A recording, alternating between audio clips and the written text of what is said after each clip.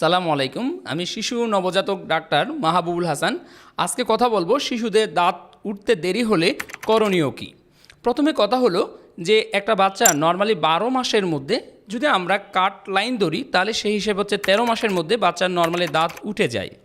কিন্তু কোনো বাচ্চার যদি দাঁত উঠতে দেরি হয় তাহলে তার পিছনে কারণগুলো বের করতে হবে।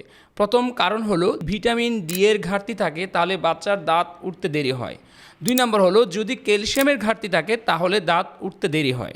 3 নম্বর হলো কোনো ডিজিজ যেমন হাইপোথাইরয়েডিজম, থাইরয়েডের যদি সমস্যা থাকে তাহলে সেক্ষেত্রে বাচ্চার দাঁত উঠতে দেরি হয়। এক্ষেত্রে একটা বাচ্চাকে তার হাইপোথাইরয়েডিজম বা হাইপারথাইরয়েডিজম আছে কি না সেগুলো চেক করে নিতে হবে।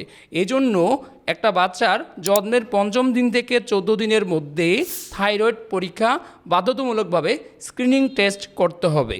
যদি দাঁত উঠতে দেরি হয় তাহলে দ্রুত দাঁতের ডক্টরদের সাথে পরামর্শ করে চিকিৎসা নেওয়া জরুরি। ধন্যবাদ।